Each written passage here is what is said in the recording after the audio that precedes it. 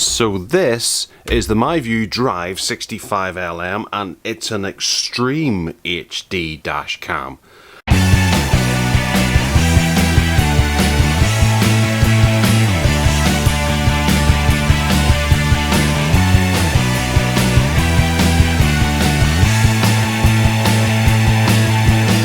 With resolutions up to 2304 by 1296 at 30 frames per second.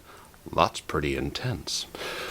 So the box itself looks kind of nice, very standard, but this is the device here, and there's a 65 and there's a 55 as well, which is slightly smaller, I believe. It has a glass lens inside, an f-stop 1.8 aperture, and a 140-degree wide-angle view. We have lifetime map updates with this as well, which is very handy because it's also a sat-nav as well as being a drive cam or dash cam. Well, your eyewitness integrated with your car navigation. Very handy.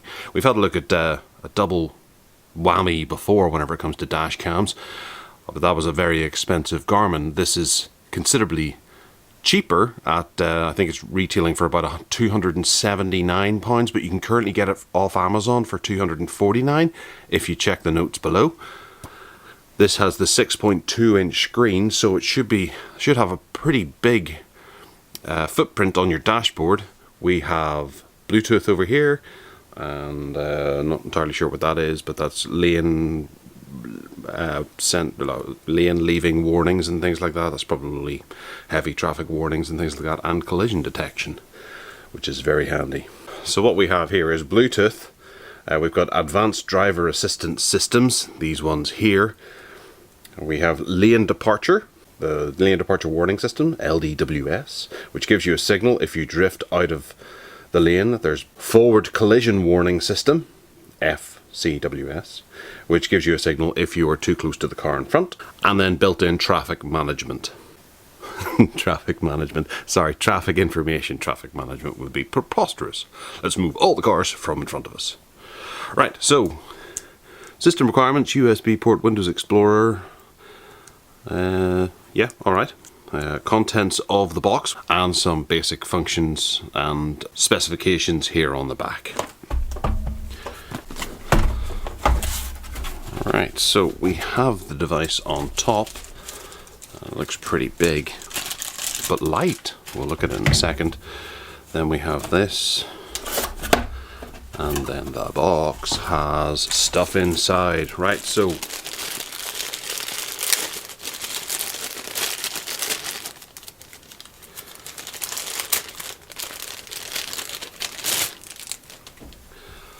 first up is our power cable.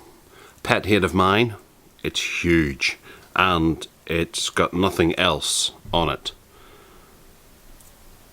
You can't plug anything into this, no USBs or anything on it, so this takes over your cigarette lighter, and that's all you can do. Although there does appear to be some form of inline, I don't know, it's a microphone or something like that. This goes into the side of the dash cam. Not entirely sure what this is,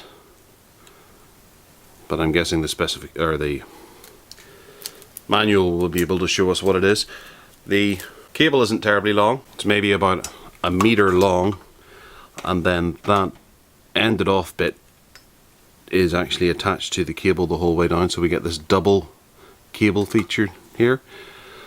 So maybe it's an earth or something like that, I don't know.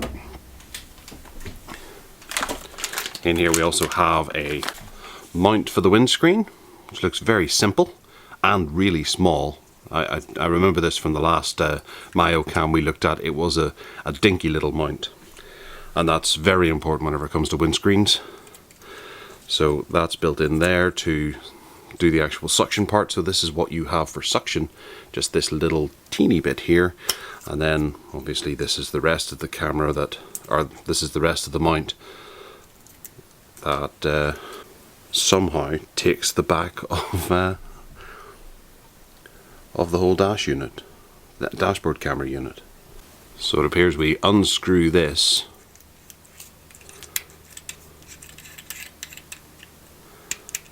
and that allows us to move it round a bit, but nothing really comes off whenever we unscrew it. So it's really just for positioning it like a ball joint and get it at the right angle towards you, and then do this and it'll tighten into that position. Very simple and very small. We have a 16GB micro SD card in here, plus an adapter for hooking it up to your computer. A quick start guide.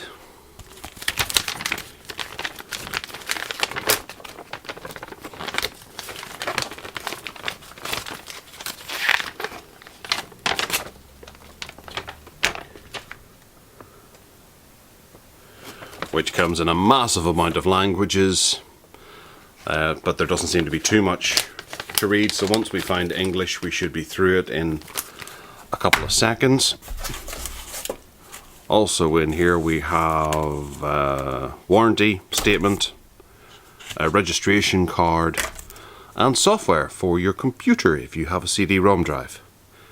MiVue desktop, MiVue manager, user manual, license agreement, map data, and Adobe Reader. So I'm guessing we're going to need to have this or download it from their website to hook it up to get all your drive information onto the camera itself, which we'll move on to now. So wow, here it is. It is huge. It really is very big. It is a wee bit plasticky. You can see this is all plastic on the back, and it's plastic around the side, although it looks like it might be metal. But that allows it to be quite light, I guess. So included lifetime maps and safety camera, MiVue Drive 65 LM, car navigation and integrated extreme HD camera, advanced driver assistance systems, and built-in TCM Bluetooth. We can lose that now. It's quite difficult to set this down with this camera sticking out the back, although I am noticing that the camera is positionable, which is really handy. You can put that anywhere you like on your dashboard, which I love that idea. That is excellent. You're not just limited to having to change this. Yeah, that's great. Okay, so looking around the camera itself, we have the generous 6.2 inch screen here in comparison to a Nexus 6P. It's bigger, quite a bit bigger. We have a fairly bulky bezel either side of it. I'm noticing a little bit of a sensor or something there. See that little square? And a fingerprint that I've left behind. So on this side we have a mini USB connector, two mini USB connectors, and a micro SD card port. Along the bottom, nothing but a couple of screws and what look to be microphones perhaps. This side has nothing, and the top has another micro USB and the connector for the dash camera mount, like so. So it holds it like that, so it's up out of the way of the camera, and it would hang like that. Very simple and very snazzy. Although this does mean that you're not going to be able to mount it actually on the dashboard unless you were to put it like that. I guess you could do that, but at which case this is going to be upside down. It's the sort of thing that obviously you're not going to be able to solve, and very few manufacturers are going to be able to work their way around that. Everyone has different needs, so okay. On the back, TCM and Bluetooth, Mio, big brand there, and the power button. Then we have the camera with a lens protector, and around the camera we have some dollings. We have a f1.8 1080p full HD wide angle lens. Sweet, and a big speaker on this back there, and a reset button here. Novel, haven't seen one of those in a while. Okay, so what we're going to do is we're going to take this off.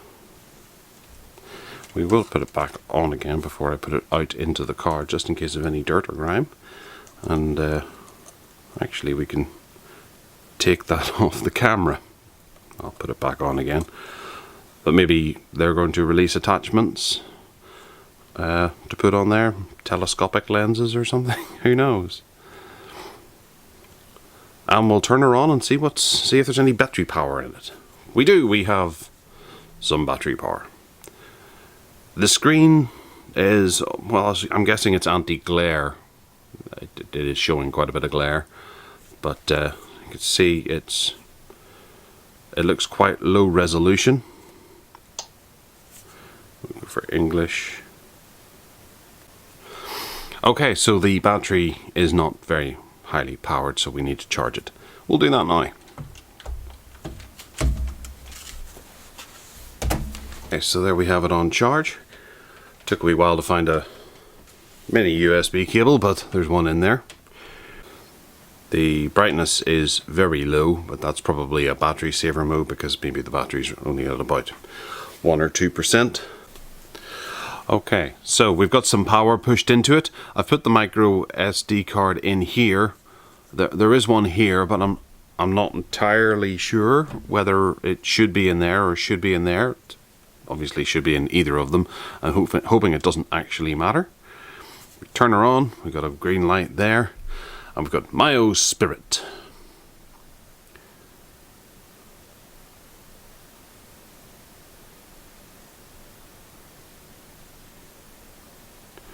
Okay, so we're looking for English.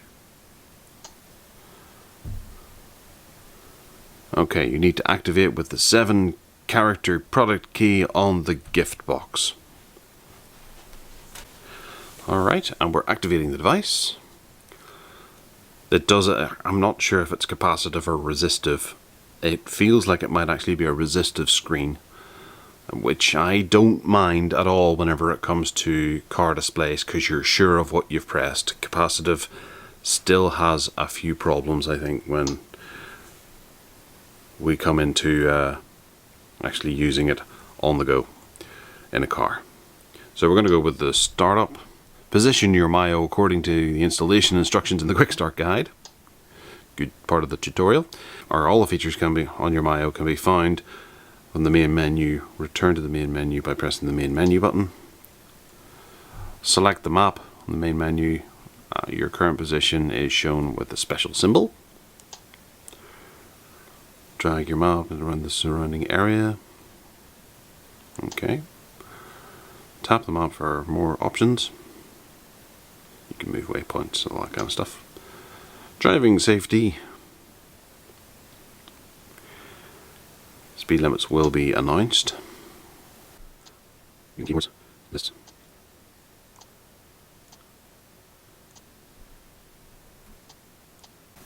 On the way. Okay, so it does have a decent amount of settings and things like that for the sat nav, and sat navs are almost very standard in their operation, so we shouldn't have any big problems. I think this is just running out of battery again. Okay, so we're going to go and charge it for a couple of hours. Okay, so after a bit of toing and froing with the battery and giving it a bit of a charge, we're ready to start selecting.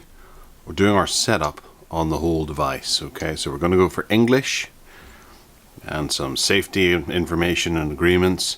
We're just going to ignore the tutorial for now and just have a quick look at the setup operation. Oh, skip, right. So we're going to go with imperial miles and yards, and we'll go with the date in British Standard, and we'll go for a 24-hour clock. Now it has to load the maps. I haven't installed any software on the computer yet to sync it up and see if we need to copy anything across map wise, but I'm hoping everything's there, as this is a new device and just out of the box, so it should have the latest maps, I'm hoping. No home has been set. Would you like to set it now? So we'll hit yes, and we're going to go with the UK.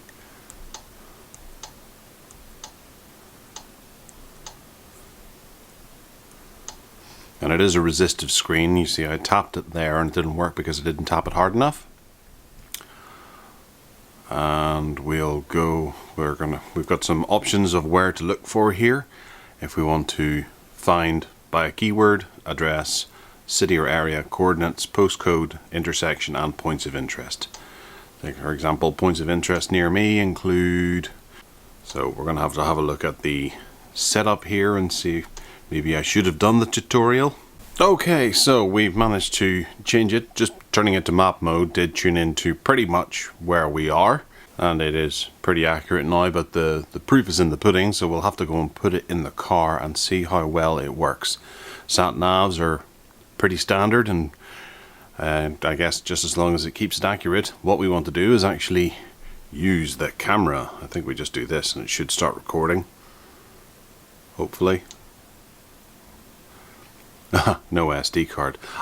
So that's what the two SD cards are for. One for mapping information and the other's for the camera.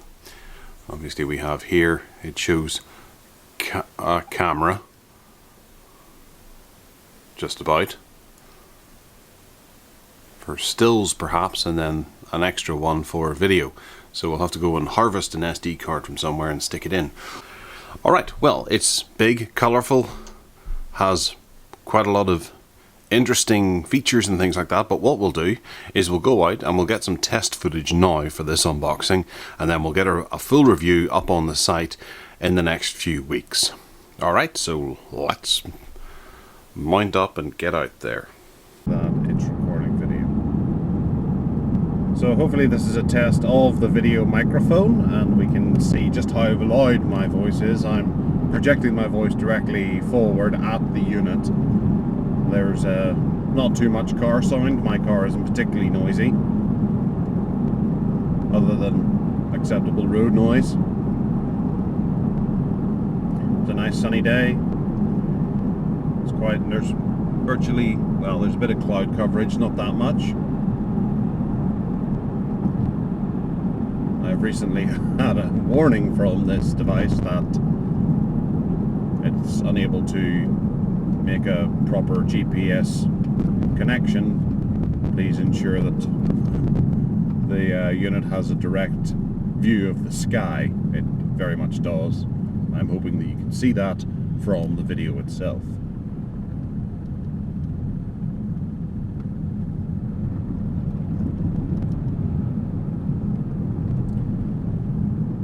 One thing I will say is that the battery on this really does present problems. It doesn't hold much charge, or at least I can't get it to hold much charge, and as a result it's actually stuck in a little bit of a boot loop. So I'm really hoping this records. I wouldn't be surprised if it doesn't, because the machine keeps resetting every few minutes, almost as if it hasn't got enough battery power to carry on, so it goes into a low power mode, resets, and then boots up again. But this is the longest that it's been on for in my last 20 minutes on the road, and it just seems that overnight the charge will dissipate from the device and the car will not be able to charge it to an appropriate level for a short journey and to be able to be of any use. However, I will have to take it, hook it up and check and see if there's any firmware updates to the device that might solve this problem. So I'm sure you saw from the video quality there that it was very good, and again at night the quality is pretty excellent for a dashboard camera. The sound quality was not great, however going over bumps did tend to result in distortion, and that was a little bit of a shame. But it's the problems with the battery are the ones that are really causing me problems. I have recorded, I'd say, maybe about 2 hours worth of footage, and of that, these 2 video clips are the only 2 that I am able to do anything with. I have a ton of broken video clips that haven't saved properly on the SD card, and it wasn't until putting the video together I realized how little footage I'd actually captured. So there is a problem with something of a boot loop whenever it comes to charging the battery and using the device in your car, because the power does dissipate from the device quite quickly, and keeping the device up and running really does show how unstable the device is, which is a bit of a shame at the moment. However, it is not beyond repair. Obviously this is a new Mio MiVue camera, and it's going to have some problems right out of the gate. And having looked at various Mio MiVue cameras in the past, they are usually of a very high standard. So I wouldn't hold it against the company right now, because looking at the video footage, this will be able to deliver the goods if you can find a dashboard big enough to accommodate a 6.2 inch screen. So as I said earlier, I'll have the review up in a couple of weeks. I'll update the notes below with a link to the review once it's gone live. Hit the subscribe button down below. Take care, and I'll speak to you soon.